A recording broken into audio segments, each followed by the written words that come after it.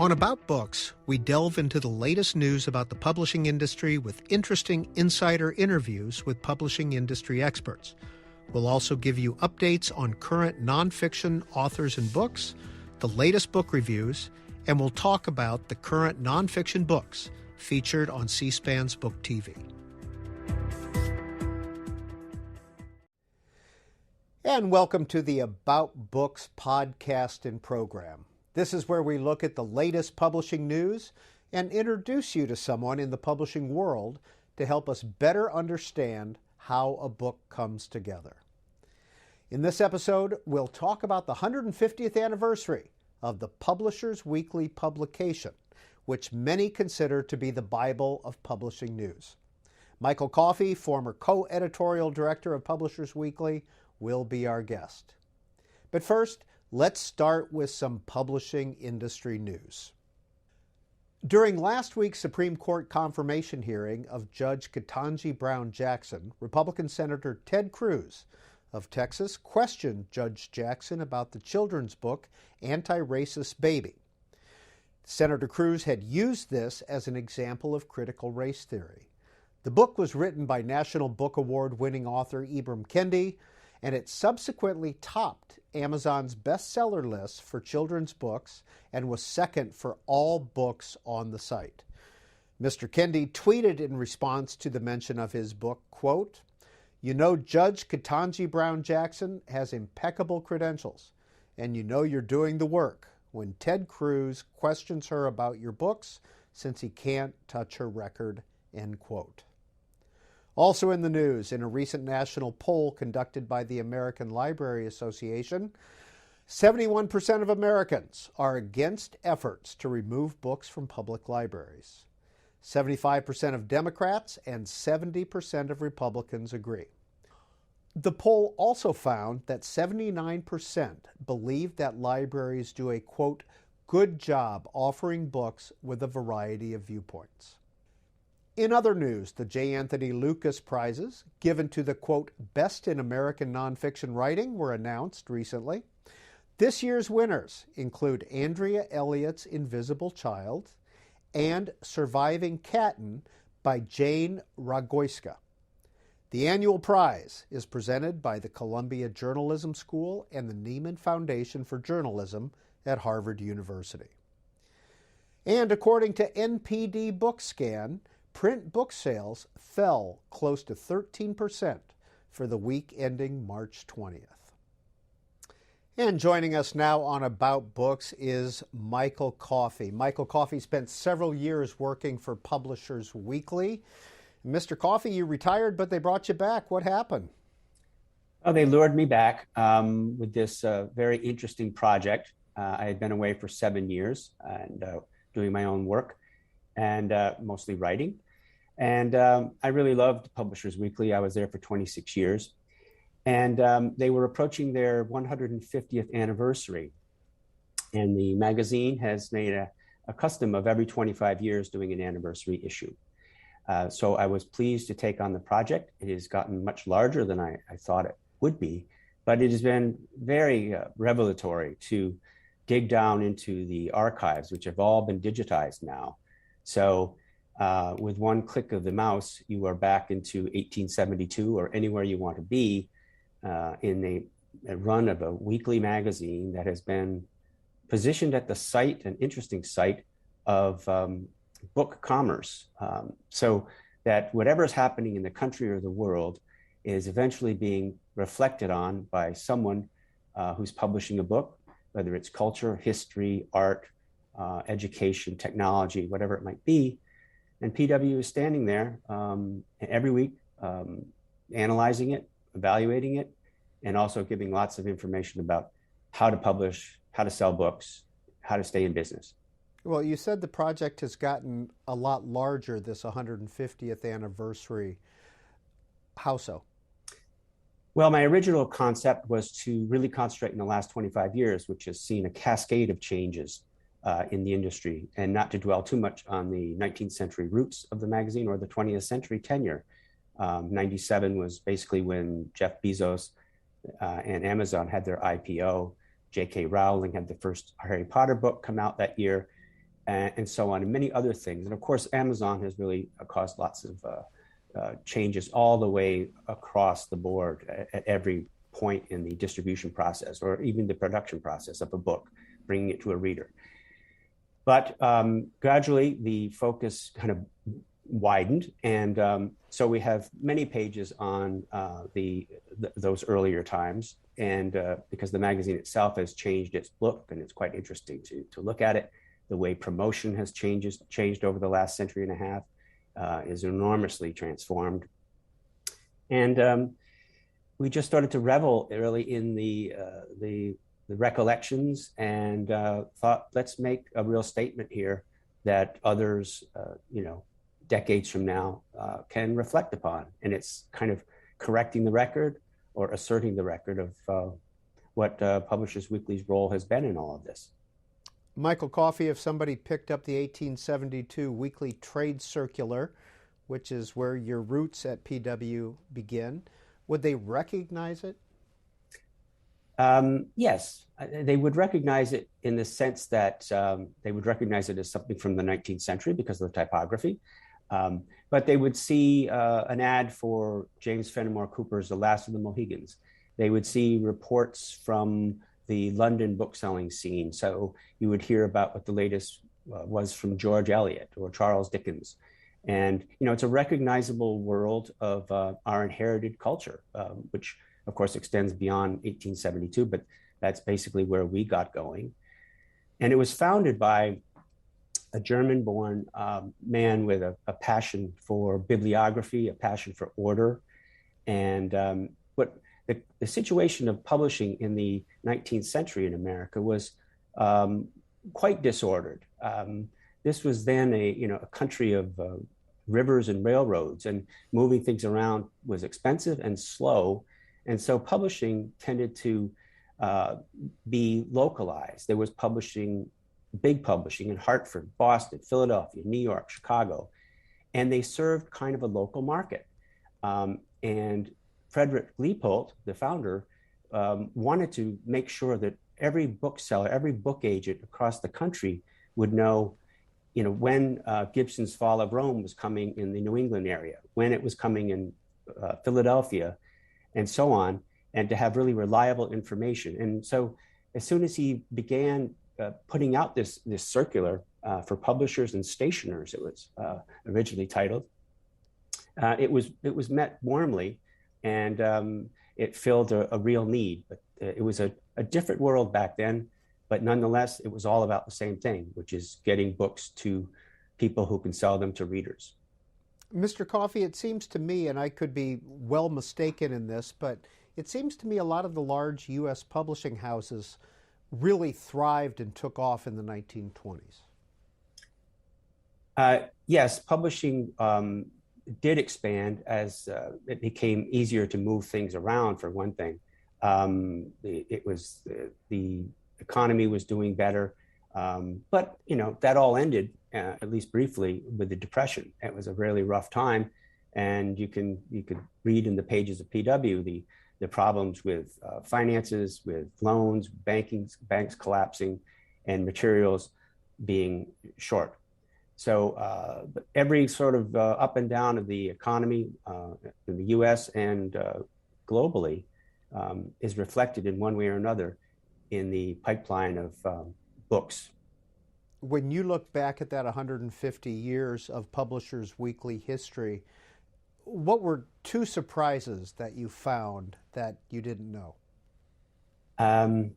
Well, one surprise was that as I went through many of our yearly roundups, because it was a custom that in the January issue of one year, you would recount what happened in the last year and talk to lots of people across every part of the industry. There was a complaint that there were too many books to sell, too many books to store, too many books to make any money on. It was just considered to be flooded. And by the time, and it was in my time at Publishers Weekly, when Amazon came through and sort of ebook selling and internet selling became, well, a big threat, really, at least it was perceived as a big threat to the industry. One thing you never heard anymore was that there were too many books. And so I think there was some kind of bottleneck in the industry, which had to do with basically how many books a books and mortar bookstore could have on its shelves. But once Amazon came along, it sort of made the availability, the store infinite almost. I mean, Jeff Bezos wanted to have the everything store. And when it comes to books, he got that. The second surprise is somewhat related to that, in that there was a lot of doomsaying at the time that Amazon and Bezos was going to ruin book selling, ruin print, just transform and own the industry in some way. And it never did, even though the Kindle came along and it was a rage for many years. It's now something that I think has served to remind us that people really prefer print. You know, print outdoes ebooks now 4-1. Amazon is certainly healthy. They've moved on to being the everything for other categories. But publishing and book selling really, I think, found its strength and has proven that they could survive in this. Michael Coffey, has Publishers Weekly over the years opined about Amazon and its effect on publishing? We have reported on it. And I think that's an important thing to assert about Publishers Weekly, is that its original intention was to make business better for those interested in publishing books, and not to get involved in any fights, not to take stands, just to report what was being said and what was problematic, and to try to quantify it. So you can certainly read in Publishers Weekly how many independent bookstores went out of business in the early part of the 21st century. That's there. It was a problem. But you will also find how bookstores have thrived in broadening what you can find in a typical good independent bookstore. So, and there's always occasions when we are kind of expected to weigh in editorially on something that has happened, but it's very rare that we do it. When the fatwa was placed on Salman Rushdie and there were death threats to Viking, which had published the book here, and threats wherever the book was published around the world, some of those threats actually fulfilled, it turns out.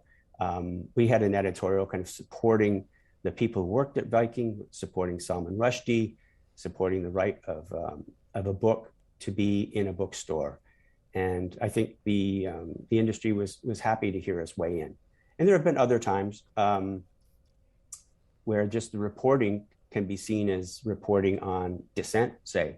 I was surprised to find, this is another surprise, there was I think it was a National Book Award in New York City in 1967, which became about 3 days about the Vietnam War. And it seemed that the people who were in publishing at that time and who were speaking certainly thought the war was getting out of hand and probably we should get out of Vietnam. Michael Coffey, there is something called the Publishers Weekly Starred Review. Why is that so coveted? Well, we publish 9,000 reviews a year, and we wanted to have some way to distinguish really exceptional books, that, at least in our reviewers' opinion. And the red star seemed to be something that jumped off the page to people. We also occasionally would box a review with a star. And, this is reserved for books that we think are of really unusual literary merit with commercial appeal. So you might see Amy Tan's Joy Luck Club. I think that was the first such review that we distinguished that way. Or Cormac McCarthy's All the Pretty Horses, or Oscar Huelos's Mambo Kings Play Songs of Love. Books like that. And it makes a difference. It helps the publisher sort of distinguish the book by saying, a PW starred review. It's like later on, if it's a Publishers Weekly bestseller, they will say so. Or if it's a New York Times bestseller, obviously they will say so. Something to distinguish the book out there in the sea of other books. 9,000 reviews a year. Do you ever write them? And what makes a good review in your view? Yes, I've written hundreds of reviews in PW over the years, but we have many people who've written many more. And what makes a good review is it shouldn't be too long, for one thing. And you do learn writing book reviews that it's harder to write short than long. And, it should have a way of, summarizing the plot or the scope of the nonfiction book's attempts to deal with a certain issue. There should be some background reading so that you know what you're talking about and have an appropriate context for it. Often writing a review, say, of a Cormac McCarthy book, as I once did, I read all of Cormac McCarthy to that point, realizing it was an important book and I better know everything in his oeuvre. So a book review really has to be informed, descriptive, and offer at least some sort of evaluative close. Well, let's look at the last 25 years. As you mentioned, Publishers Weekly often looks back every 25 years and reports. This has been a pretty momentous 25 years. Book Expo, the national trade show for publishers, fell away. Amazon came along, like you said. Everything has gone digital. Is Publishers Weekly even published in paper form anymore? Oh, yes. We are still in paper form, and I think we always will be if we could have survived that. Many trade magazines in various industries did not make it. They did either not make it lasting in print or they're completely gone. But we have like at least 12 different e-newsletters. We have 6 podcasts, I think. And everything in a weekly issue goes up on a Saturday night in digital format. So I think many of our readers just read us online. And the people who see us in print are probably much fewer. It used to be before the digital world, Random House might have 50 subscriptions and they would land on their desks on a Tuesday morning, and it would do so every Tuesday. Now I think it's much different, but still I would have to say that the reach of Publishers Weekly is vastly, exponentially expanded. And who is your audience, Mr. Coffey, besides the industry? Do you have people who are interested in books subscribing as well? Oh, indeed. Yes. There are a lot of just individuals who subscribe or maybe just see some of our newsletters. If someone wants to enter the children's book publishing world, book writing world, they should be looking at our children's twice weekly newsletter, and so on. There are things in comics and religion newsletters and so on. So, but they're sort of meat and potatoes of what we deliver to the people that this magazine is really written for, are the booksellers, the editors, the publishers, the agents, and the international market for the most part. Some writers also, would subscribe to it, but it's really still a trade magazine. And, Frederick Leopold's original idea was that this should be educational to the business world of publishing. Michael Coffey, another trend in the last 25 years has been a consolidation of the publishing industry. Are there enough variety of publishers, in your view, out there today? I would say so, yes. I think there is a tremendous variety of publishers out there. And though there has been a lot of consolidation, certainly, we were at the big 6 for a while, then it's the big 5, and it may, once the Justice Department decides, it may end up being the big 4. But 30 years ago, there were certainly lots of small little presses, thanks to the desktop revolution, which allowed people to produce books more cheaply at home, in a small office environment. But they had lots of problems, lots of hurdles as a small publisher, distribution being the main one. That's not so much the case anymore. If you can get your book evaluated, properly published, and printed, you can find distribution. You can find a market for it. The internet has really made it easier to find the people that would like what you're doing and to hold on to them. So I'd say that others may disagree, but I think the health of independent publishing is quite strong, and the access to the market, it couldn't be better than it is right now. It's never been better than it is right now, and Amazon had something to do with that, but I think as well the tremendously robust distribution.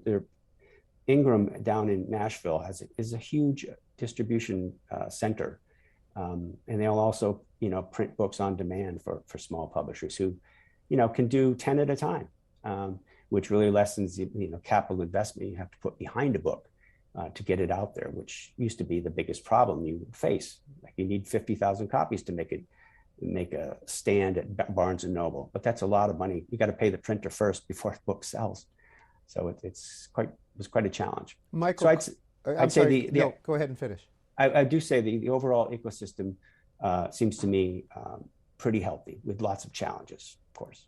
Well, Michael Coffey, I often use the figure that there are 800,000 curated, edited books published a year. Can you confirm that general number or correct it? I would say it's low, especially if you consider all of the self-publishing that is now really happening, and has been happening for a while. And Publishers Weekly, about 6 or 7 years ago or longer, got involved in acknowledging that this was a growing field and a serious field with writers and writers/publishers who should be taken seriously. So self-publishing is really added, I think, to the amount of books out there. But as I said, people aren't complaining anymore. And there have been lots of self-publishing successes. It's, when there are 1 million books a year coming out, it's difficult to, make yours, pay the rent.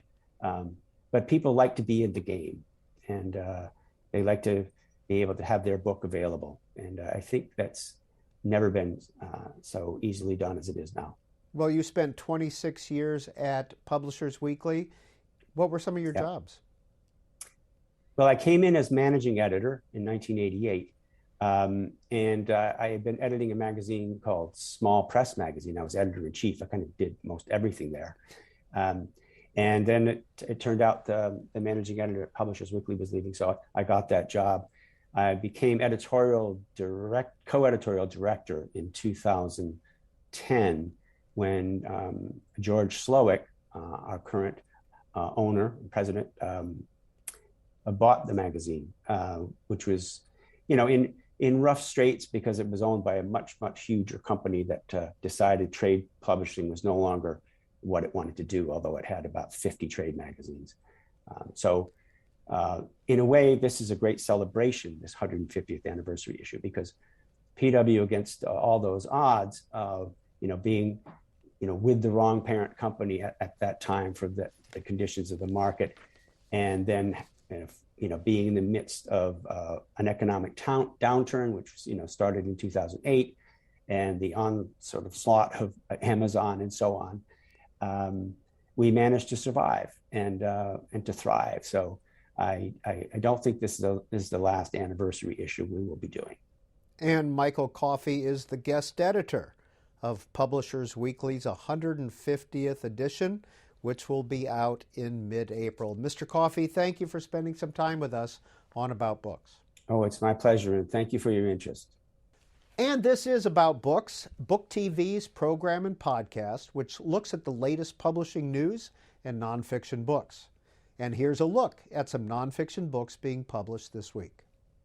San Jose State University professor Roberto Gonzalez offers his thoughts on how technology and automation are changing military conflict.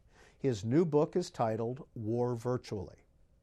In Junk Science and the American Criminal Justice System, Attorney and Innocence Project Director of Strategic Litigation M. Chris Fabricant explores some flaws in forensic science and how it could affect the outcome of judicial cases.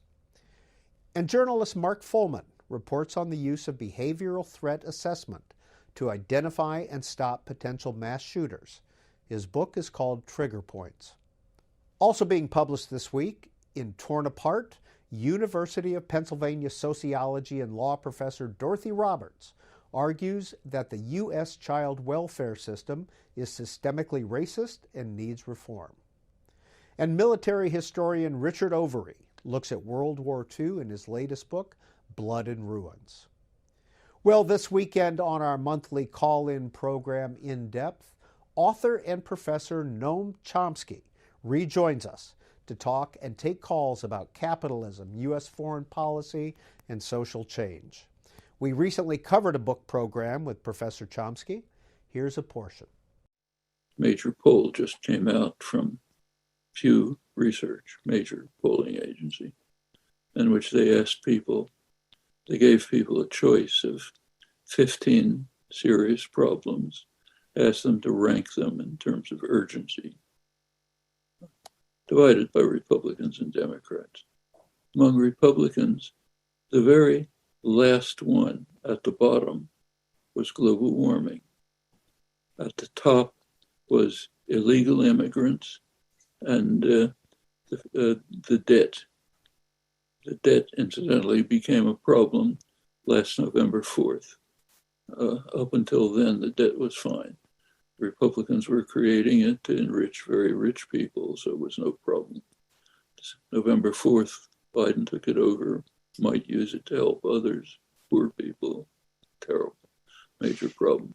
It's not that the people who said that actually believe it. That's what they hear in the bubble in which they're contained. You listen to the Murdoch TV station, Fox News, you read the Murdoch press, that's what you hear. And when you're stuck in that bubble, that's what you believe. So the real problems are illegal immigrants, terrible problem. The debt suddenly became a problem.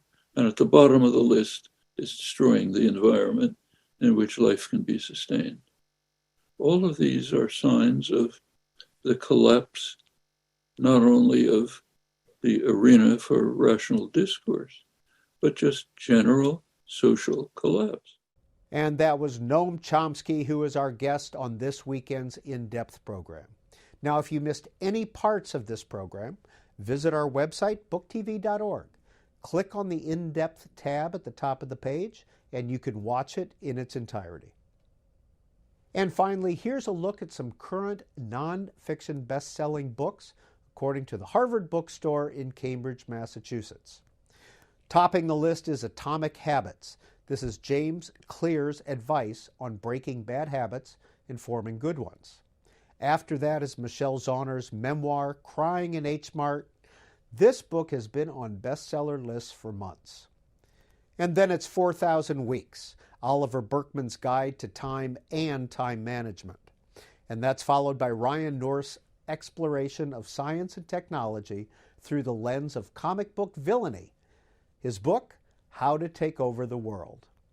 And wrapping up our look at Harvard Bookstore's best-selling nonfiction books, Lessons from the Edge. This is former United States Ambassador to Ukraine Marie Yovanovitch's reflections on her career, U.S.-Russia relations, and her congressional testimony during the first impeachment hearings of former President Donald Trump. Now, Ms. Yovanovitch recently appeared on BookTV's Afterwards program, and you can watch that program along with all other episodes online at BookTV.org. Simply click on the Afterwards tab at the top of the page. And that's a look at this week's publishing news and the latest nonfiction books. Thanks for joining us. About Books is available as a podcast on C-SPAN's app, C-SPAN Now, or wherever you get your podcasts.